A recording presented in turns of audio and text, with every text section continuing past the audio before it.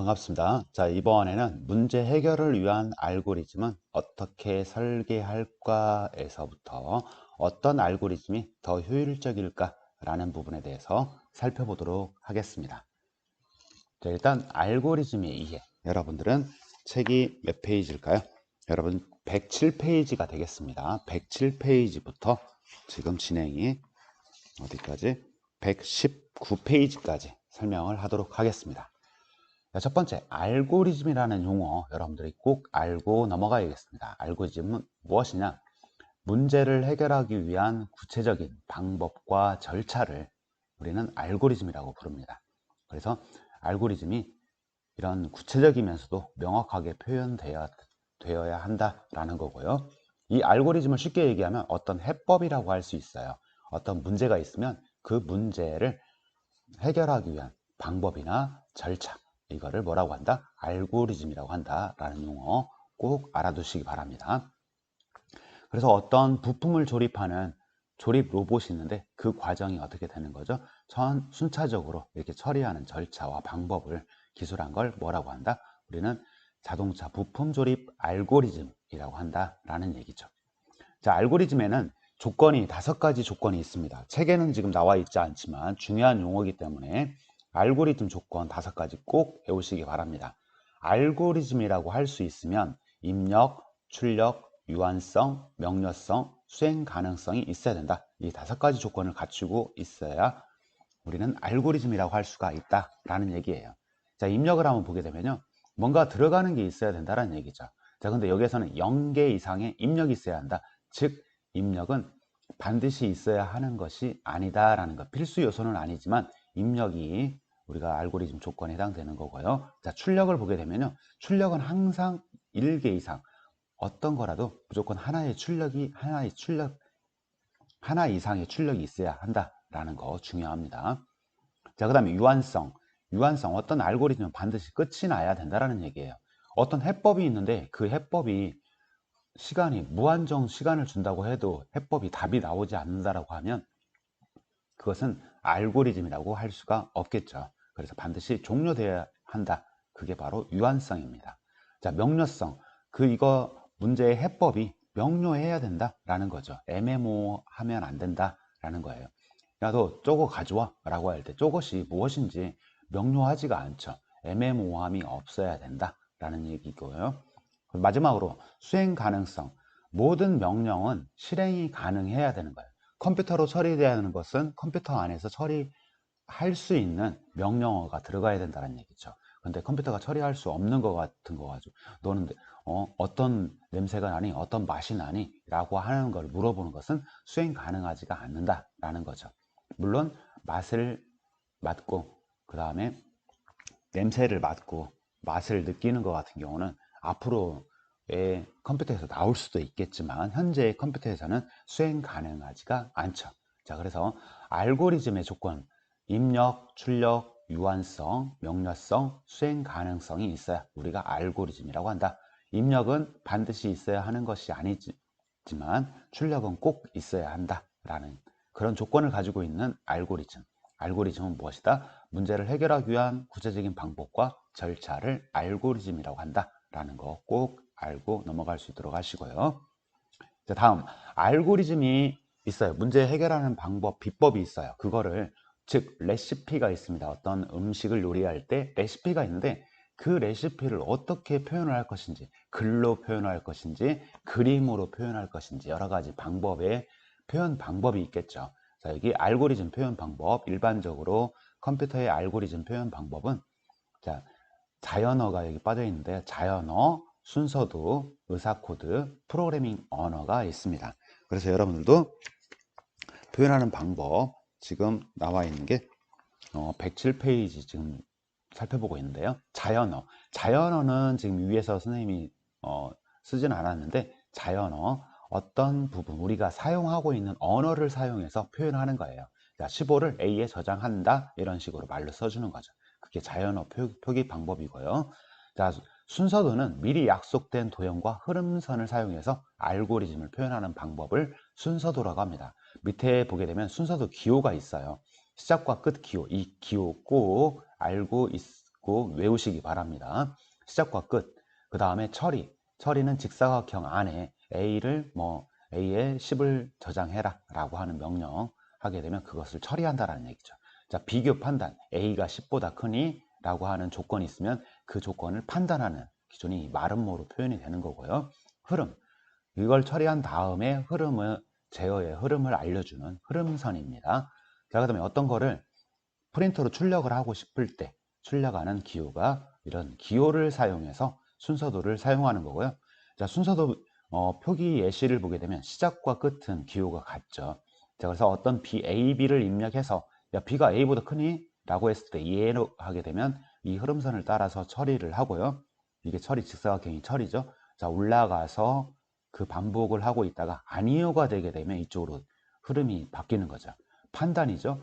A가 B보다 크니? 라고 했을 때 판단을 했을 때 예와 아니요로 갔을 때 아니요라고 했을 때 B를 출력해라. 즉 B는 최대 공약수가 되는 겁니다. 즉 이 순서도는 A와 B를 입력을 했을 때 결국 나온 끝에 종료됐을 때 B에는 뭐가 돼 있다? 최대 공약수가 돼 있고 최대 공약수가 출력이 되는 거예요. 즉 입력은 A, B가 되는 거고 출력이 바로 최대 공약수가 출력이 되고 있는 거고 그 다음에 처리가 명확하게 애매모호하지 않고 실현 가능성과 여러 가지 알고리즘이 다섯 가지 알고리즘이 모두 충족된 알고리즘이라고 할 수가 있습니다. 이게 바로 순서도고요. 기호로 표현하는 거. 그 다음에 의사코드 있죠? 의사코드는 프로그래밍 언어와 유사한 형태를 갖추고 있지만 실제 프로그래밍 언어에서는 실행할 수가 없습니다. 자, 여기 영어는 섀도우라고 하는데 섀도우는 유사한 그림자 또는 비슷한 이런 뜻을 가지고 있습니다. 섀도우 코드는요. 위에 있는 순서도를 의사코드로 표현을 하게 되면 자, 최대 공약수를 구하겠다. 자, A와 B가 같지 않을 동안 반복하겠다. 어디 부분? 여기서부터 여기까지 이 블럭을 반복을 하는 거예요. 이 부분을 반복을 하는데 그 안에서는 뭘 하냐? 만약에 B가 A보다 크다면 여기를 처리하고 그렇지 않다면 서로 바꾼다 라고 하는 부분을 계속 반복한다는 얘기죠. 그리고 끝났을 때 이 반복문이 끝났을 때 B가 최대 공약수가 된다. 이런 식으로 적어 놓는 게 의사 코드입니다. 그럼 실제 코딩, 프로그래밍 언어에서는 이게 C 언어로 지금 작성이 되어 있는데요. 우리가 앞으로 C 언어를 배울 겁니다. 자, C 언어에서 많이 나오는 게 if문, while문. while문은 여러분들이 반복을 사용할 때 사용하는 거고요. if문은 어떤 조건, 선택을 할 때 사용하는 겁니다. 자, 계속 반복해라. 이 블럭과 이 블럭 사이를 반복한다. 만약에 이렇게 되면 B가 크다라고 하면 이걸 처리를 하고 그렇지 않다라고 하면 이걸 처리를 해라.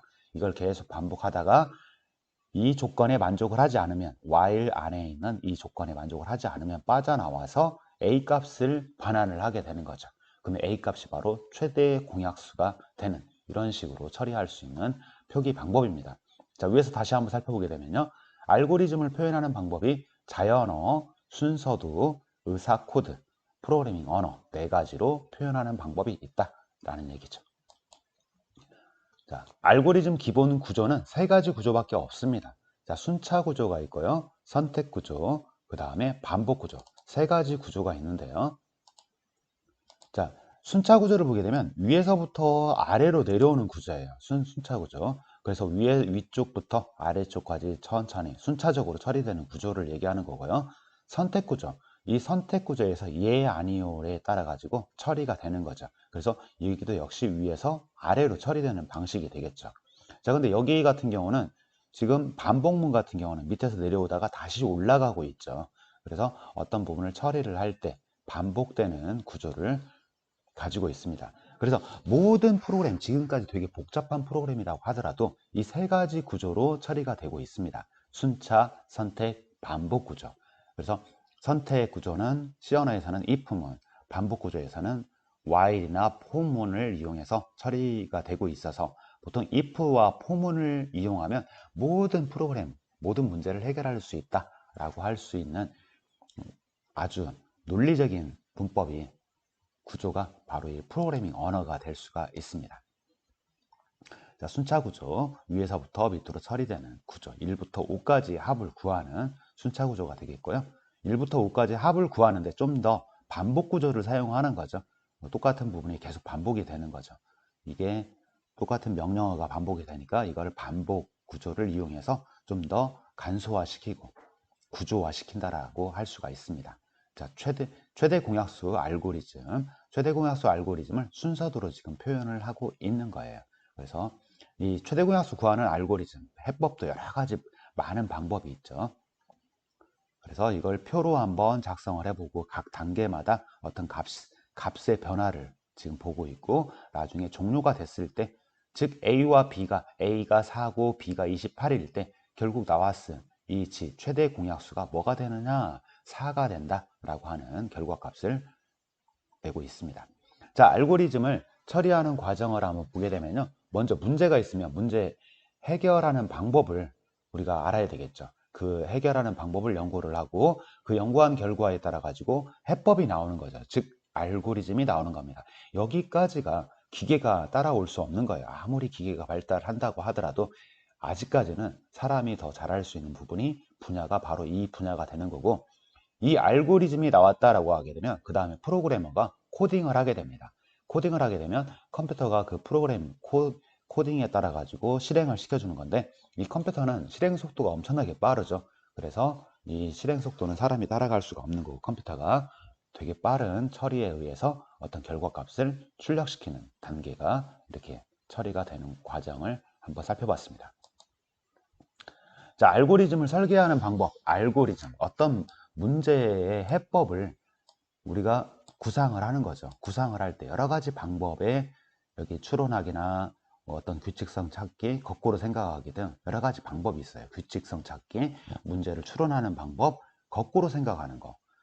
그리고 어떤 결과를 예측해 보고 거꾸로 문제를 풀어볼 수도 있는 거예요. 어떤 실험, 여러 가지 실험을 해서 결과값이 나오는 결과를 보면서 변화를 살펴보는 거, 표와 목록으로 정리를 해보거나 어떤 중요 포인트를 찾는 거, 이런 방법을 통해서 알고리즘을 설계하는 방법을 찾게 되는 거겠죠. 그래서 여기 디지털 도어키, 번호키를 찾을 때 현재 상태와 목표 상태, 어떤 현재 상태는 이 키를 가지고 있는데 목표 상태는 뭘 가지고 있을 때 목표 상태라고 한다, 해결이 됐을 상태를 목표 상태라고 한다고 했죠. 이렇게 초기 상태부터 순차적으로 처리되는 그 과정을 한번 살펴볼 수 있도록 하시고요. 자, 알고리즘 특성 중에 문제 퀴즈가 나와 있네요. 수행 가능한 절차로 표현되어야 한다라고 하는 게 수행 가능성이었죠. 자, 문제를 해결하는 과정이나 절차를 우리는 알고리즘이라고 한다라고 했고요. 자, 마지막으로 알고리즘의 효율 분석입니다. 자, 그러면 모든 알고리즘 문제 해법이 있을 거예요. 그러면 그 알고리즘이 효율적이냐 아니면 적절하냐라고 하는 효율성과 적절성을 한번 따져봐야 된다는 얘기죠. 자, 효율성을 따져볼 때는요, 두 가지를 많이 살펴보게 됩니다. 일반적으로 공간 효율성과 시간 효율성을 많이 살펴봅니다. 자, 공간 효율성이 높은 것은 컴퓨터에서는 기억 장소를 적게 차지할수록 좋은 알고리즘이라고 할 수가 있다는 얘기죠. 자, 그 다음에 시간을 따져보는 것은 문제 해결 시간이 빠른 알고리즘이 더 좋다라고 할 수가 있겠죠. 효율성이 높다라고 할 수 있는 거예요. 어떤 내비게이션은 뭐 길을 찾는데 한 30분이 걸린다라고 하면 효율적이지 않은 거죠. 길을 찾는데 바로 한 1, 2초 안에 바로 길을 찾을 수 있는 그런 알고리즘, 시간이 빠른 알고리즘이 우리가 좋은 알고리즘이라고 할 수가 있겠죠. 그러니까 적절성, 어떤 문제를 푸는데 단순한 알고리즘이 있고 복잡한 알고리즘이 있을 겁니다. 근데 어떤 빅데이터, 되게 복잡한 데이터를 처리하는 알고리즘을 갖다가 쉬운 문제를 해결할 때 사용한다라고 하는 것은 비효율적이 되겠죠. 그래서 이 어떤 알고리즘을 쓸 때 적절성이 어떤 적절한 알고리즘을 갖다 쓰느냐라고 하는 것도 이 사람이 갖춰야 되는, 알고리즘을 해결할 때 갖춰야 되는 하나의 요소가 되겠죠. 자, 뒤에 부분과 같이 관련돼서 나오는 거니까 여기 보게 되면 1부터 n까지의 정수를 더하는 문제예요. 자, 정수를 더할 때 지금 이거 같은 경우는 기술되는 방법이 우리가 알고리즘을 표현하는 방법 중에 유사코드라고 할 수가 있습니다. 즉 S에다가 0을 집어넣어라, I에다가 1을 집어넣어라. 자, S에는 그 다음 두 번째 단계에서는 S는 S 더하기 I를 해서 그 결과값을 S에 넣어라. 그래서 우리가 프로그래밍을 할 때 대부분의 오른쪽에 있는 값을 왼쪽에 집어넣어라. 대입연산이거든요. 대입연산인데 이것은 오른쪽에서 왼쪽으로 처리가 됩니다. 그래서 오른쪽에 처리되는 값을 왼쪽에 집어넣어라. 이런 식으로 여러분들이 이해를 하시면 되겠고요. 그 다음에 만약에 어떤 선택 구조가 되는 거죠. i가 n보다 작다라고 하면 i에다 1 증가되는 거, i 플러스 1 한 값을 어디다 넣어라? i에다 넣어라 라고 하는 단계를 처리하는 거예요. 1번, 2번, 3번 이렇게 줄이 처리가 되고 있고요. 그 다음에 반복이 한 번 반복이 됐을 때 여기 변화, s의 변화를 표현을 해줬습니다. 자, 지금 왜 이거를 한번 설명하고 있느냐면 알고리즘의 효율, 즉 빠르기를 시간 효율성을 한번 분석을 하려고 하는데요. 단계수를 살펴보고 있습니다. 어떤 거? 첫 번째 줄, 두 번째 줄, 세 번째 줄, 네 번째 줄이 몇 번 처리가 되느냐라고 했을 때 각 단계가 여기에서는 1회, 두 번째 줄은 10번, 세 번째 줄은 10번, 네 번째 줄은 1회에 해서 총 처리되는 것은 10회까지, 즉 우리가 1부터 10까지의 n까지죠.